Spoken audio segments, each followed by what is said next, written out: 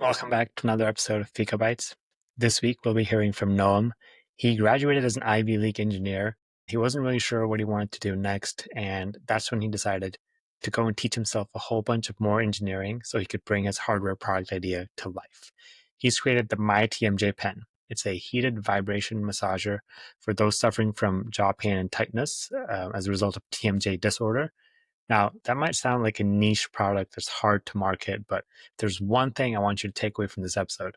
It is Noam's dedication to creating content on social media. He shows up on Instagram every single day, posting a reel, taking build in public to a whole nother level, sharing his wins, his failures, his entire story. And in doing so, he's been able to reach not only potential customers and users of his product, but also a whole bunch of people who are now invested in his story, who are now rooting for him and want to see him be successful. So take note of how he does that. Go check out his Instagram. I'll put the link in the show notes below. All right, let's get to the episode.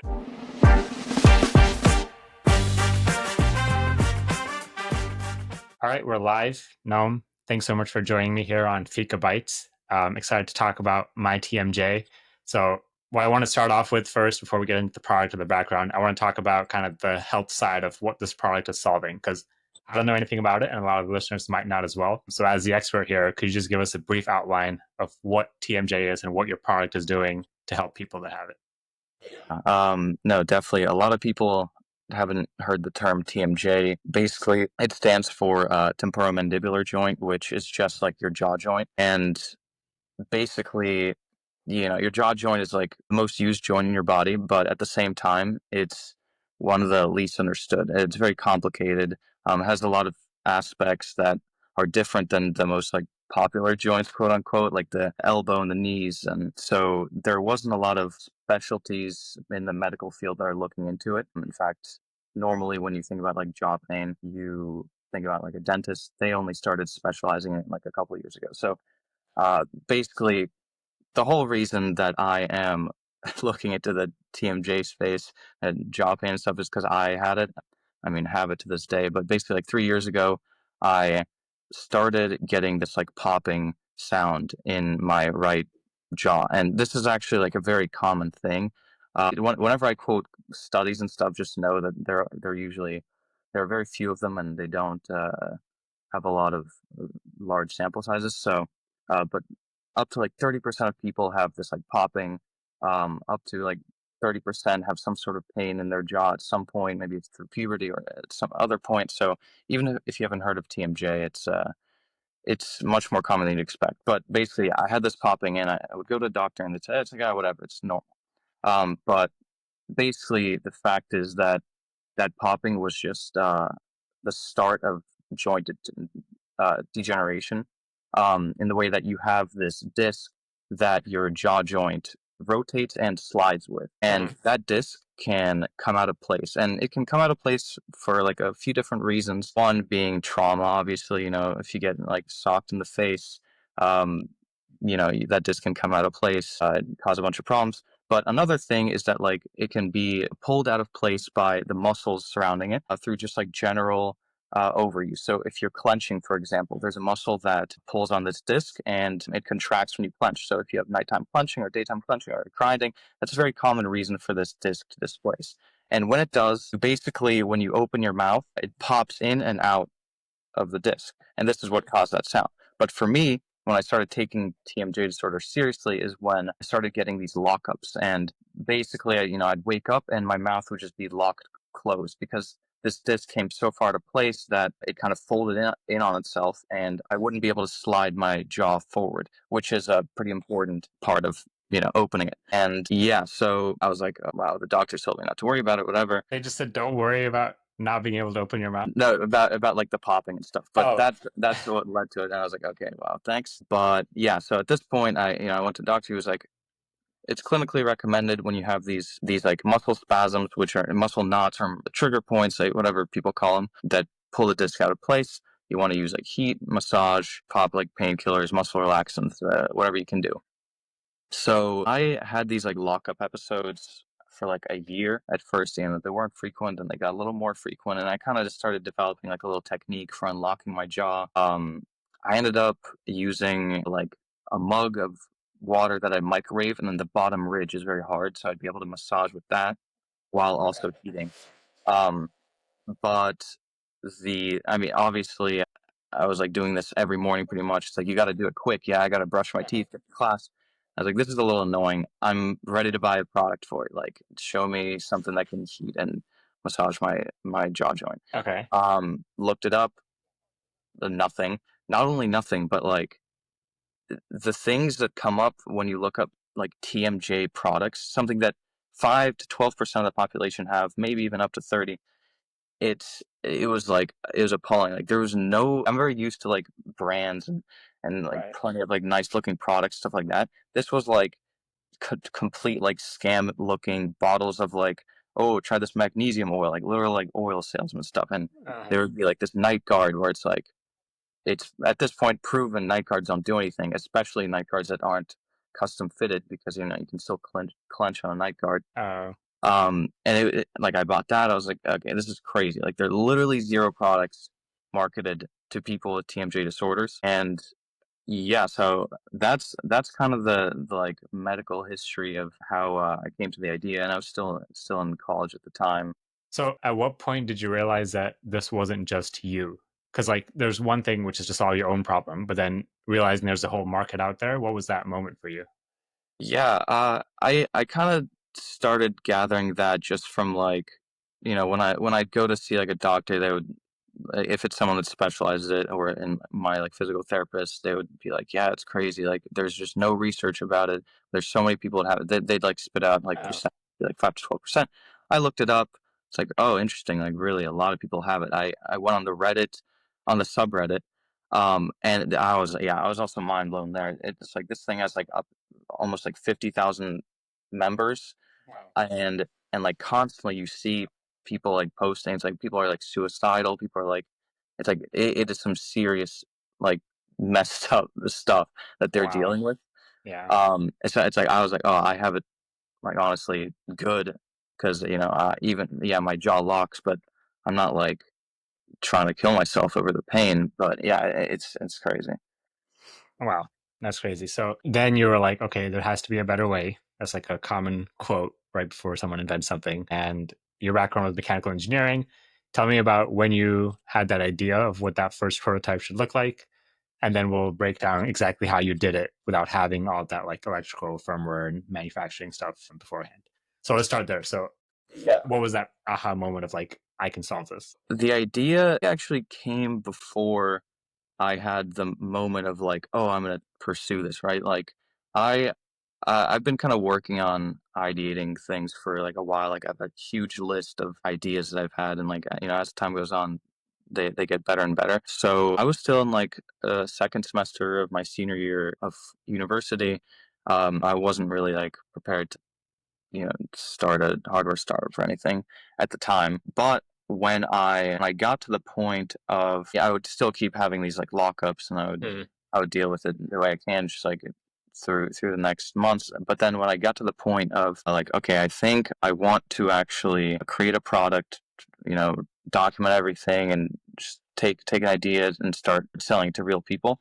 I started like going through that list, and evaluating like what ideas were the best. And this one Mm. just kind of like ticked so many boxes for me, because it's like I'm like a big fan of like entrepreneurial podcasts, like how I built this and stuff like that. So, and it's like, so I've heard these stories all the time, and it's like, Yeah. oh, it's always like a problem that the founder has, and it's like it's always they look it up and there's nothing out there. It's like, oh wow, this kind of sounds like that. Yeah. So, and it was simple enough, like basically what I explained before is like, what I need is something that heats up and is able to dig into jaw muscle tissue, and like vibrate. So I was like, that's simple enough. I definitely have the mechanical understanding. I sort of have the electrical understanding, firmware and everything. So I'm gonna get into that. Yeah. Where did you have the electrical understanding? Like, what was your electrical background at that point? I always kind of thought that purely mechanical products are pretty rare these days. And most of the Mhm. time they're like gadgets or something. So I was like, Yeah. pretty early on, I was like, I need to have an understanding of like circuits and electrical engineering. So through college, I would take classes here and there. So I would take like Okay. circuits and we have like a nice like mechatronics class and advanced mechatronics. And when I did my senior design, mostly like an electrical and like software sort of thing. Like Okay. I would try to kind of expand Yeah. my breadth outside of mechanical engineering. So Yeah. I had some. I've never designed PCBs before, but yeah. Okay. So then at this point, we kind of talked about how in college, there isn't really something that has someone go from idea all the way to production, like that A to Z of the whole process. And you kind of wanted to experience that for yourself and went through a list of ideas, narrowed it down. And yeah, like I call the podcast say, scratching your own itch, solving your own problem. So at this point, when you were like, okay, this is the idea, I'm going to start building something to solve this, did you already know you wanted to try to sell it and turn it into a business? Or was it still kind of like, I want to see this as just like a hobby thing for myself and maybe a few others? No, I 100% thought I'd want to sell it. Oh, yeah. Okay. Because that's, yeah, like as we were saying, like, pretty much the biggest thing here is that like I don't expect this to be like the company I work on for the next like 30 years or whatever, but um, I think my future is in product design, and I have to do that first step of taking it Mhm. from idea to launch, and that's like the exciting part. Like obviously, I could hack together a little Arduino thing that heats up and vibrates and has like a little tip that Mhm. massages your jaw. But yeah, like that I got done within like a month or whatever. It's Right. that idea like taking it into like production that kind of excited me with it. Yeah. Yeah. And then, obviously you get to help a bunch of people along the way too, which is fantastic. No, 100%. Yeah, it's just like yeah, it ticked a lot of boxes there. Yeah. Okay. So as you're starting this production intent design, so you kind of gave a hint at like the Arduino prototype that you did in like a month. As you started pivoting to production, there were a lot of things I bet that you had to learn and figure out on your own. And I'm just wondering, like, where did you turn to when you needed help with some of those things? And how did you kind of go take the next step, take the next step, take the next step until you got to the end?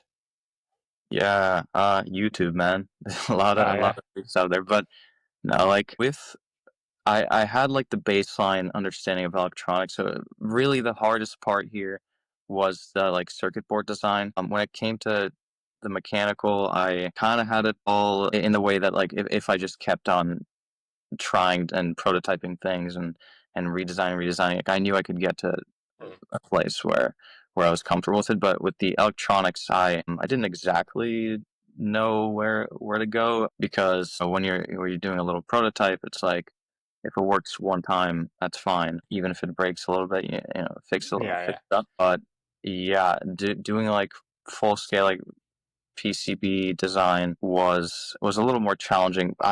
We kind of talked about how I have this friend who has his own like product company. He did the same thing. Like he designed circuit boards. So like here and there, I'd pass ideas to him, and he'd pass me back ideas. But yeah, I think in reality, like I found it to be easier than expected to do it all yourself because like Okay. PCB design, it isn't all theory as like most things. It's like you go in, you find components, you read the data sheets.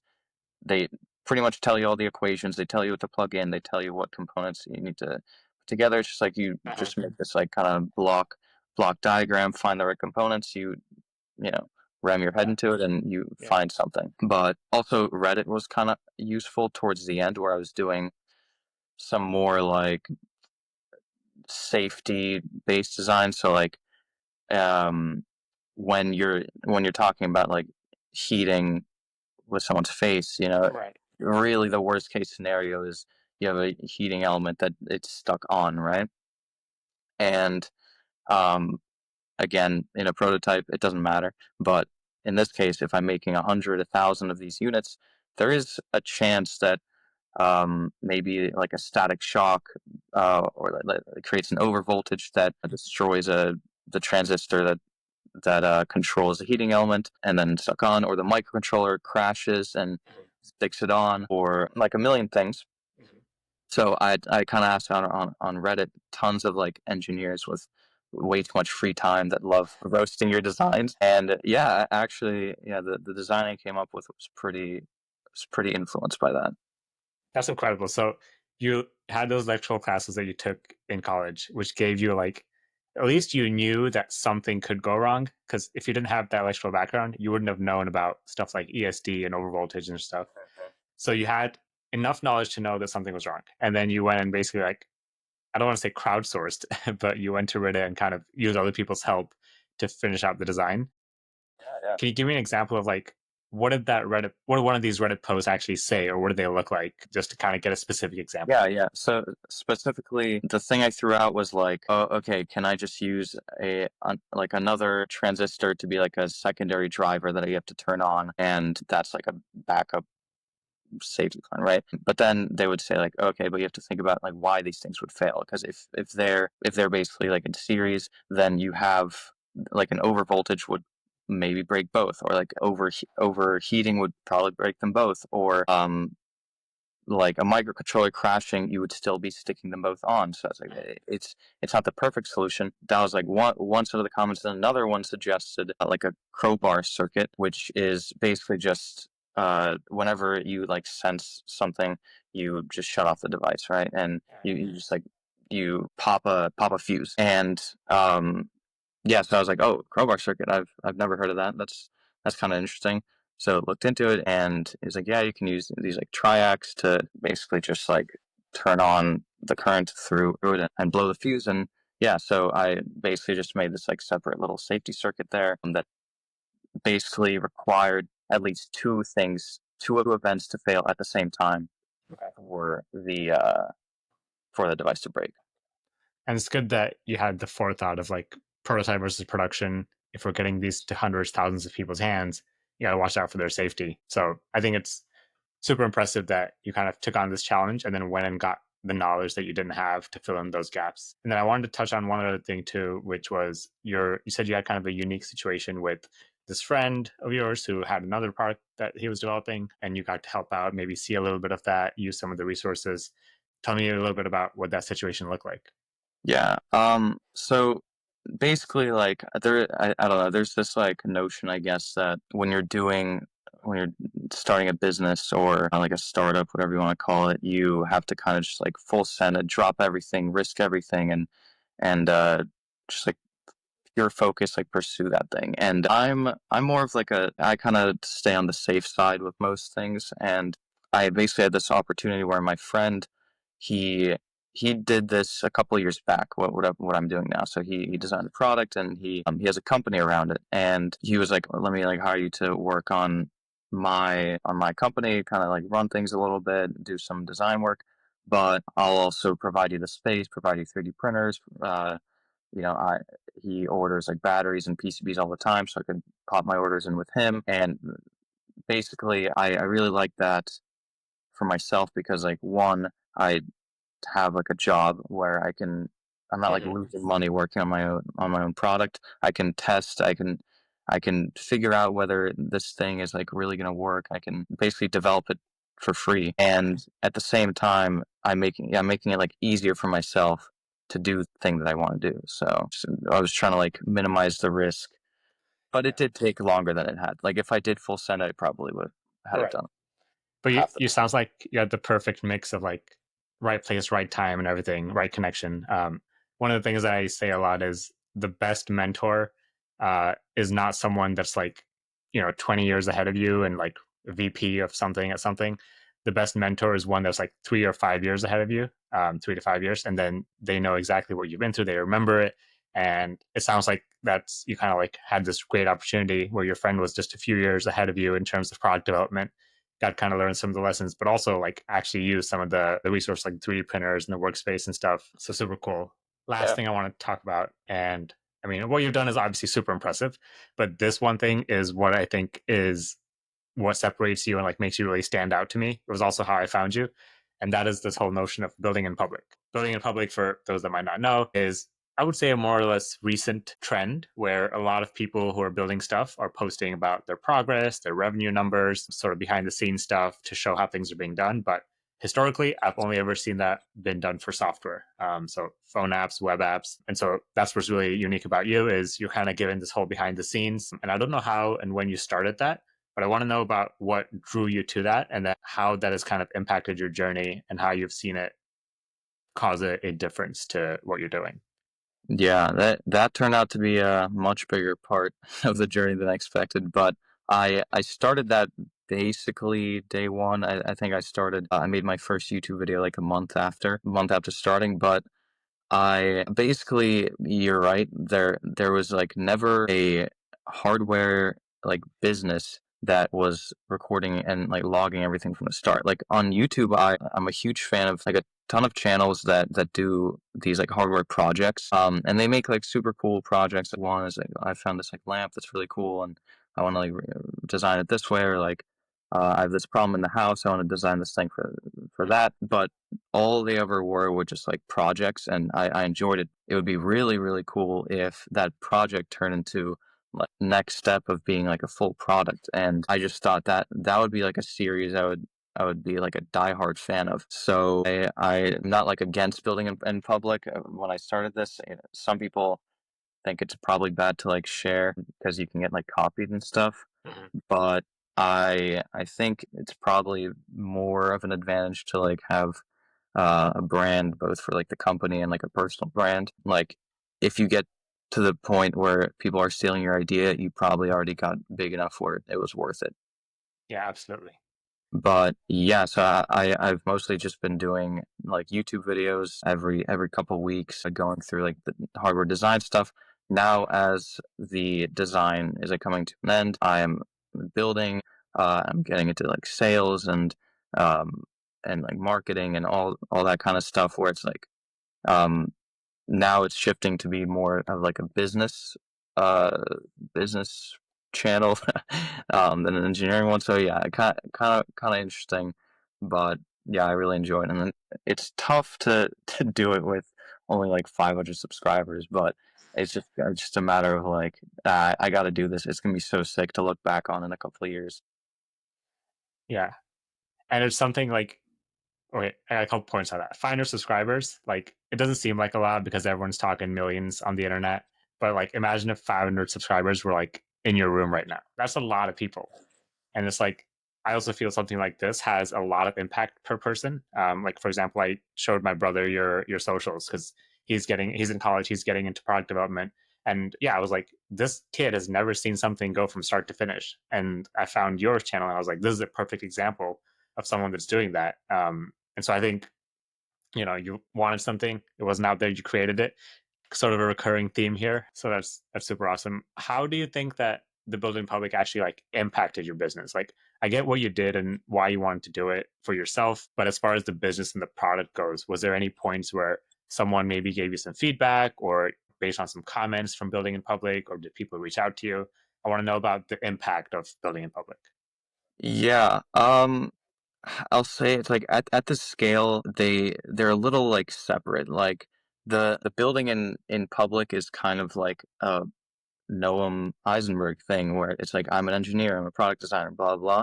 And then there's the TMJ social channel where it's like I'm trying to reach people with TMJ disorder and stuff like that. And they're very like separate. I'm only now kind of experimenting with combining the two, but so like I haven't exactly had like people randomly come in and like give me advice on like YouTube or anything. Mostly it's just like thing that I know I should be doing. And it also like there are plenty of times where I submit an order for PCBs and then I have like 3 weeks to basically wait, and it's like this makes me like 100% more efficient. Where it's like whenever I have downtime, I can grind out like a YouTube video or like a couple of shorts and stuff like that. Um, yeah, it's kind of just like I'm putting in the investment. I can't really tell you if it'll like work out or not Okay, because still again, it's early. pretty small. But Yeah. even now, it's like I get like positive comments here and there where it's like, oh, this is great. Like, you're inspiring me to build like my own product, and which is Mhm. like really cool. I think you've done like the legwork now, and it was good to say that here that you're experimenting combining the two, because I feel like you talked about all the other products for TMJ that are out there, and you mentioned some of them are scammy, they're like kind of snake oil, and let's say someone discovers this product, if they're in that same ecosphere of other TMJ products, their first impression might be like skepticism, right? But I think once they go even a little bit deeper, they'll discover you, Noam, and they'll be like, here's the person, the face that's building this product, And wow, he did it all by himself. Here's like the past 6 8 months of building, and I think that really will go a long way to build that trust with your potential clients once they discover that. Actually, yeah, one thing I will say is that that actually even kind of works in the like one-on-one like sales aspect where I haven't done this a lot, but I have called a few like physical therapists, chiropractors, like met with a couple, and the thing that differentiates me as opposed to like a normal salesman is usually the fact that I can claim to be like I built this thing, like I'm the inventor. You should check out Mm. the YouTube. It's like if you're interested in how it went, and that kind of interests them a little more than just me being like a med device salesman Yeah, that yeah, is just like a robot that sells, right? yeah. You can kind of go in and be like, "Hey, I'm the founder and inventor," as opposed to, "Hey, I'm a sales guy for this thing." Yeah. So I'm trying to take advantage of being super small. So even on the packaging, I have like the like about us and the a picture of me Yeah, on one side, and then nice. the product, of course. That's awesome. You're kind of touching on so many different disciplines here, which is why I always encourage people to like take something from start to finish. Like now you're doing cold calling and you're going in person to these clinicians, and it's just you're getting to flex every single muscle where after this is done, whatever you want to do next, you'll have built up all those skills already. So I think that's super impressive. Yeah. No, it's definitely pretty nice to be able to like learn all those things because yeah, the learning curve is like logarithmic, so the more time you spend on like learning new things, the more you learn technically. So Yeah, absolutely. What advice would you give for people that are kind of in where you were 3 years ago, maybe still in college and kind of having this idea but not knowing what to do? What advice would you give them as far as like picking an idea, getting started, and then seeing it all the way through?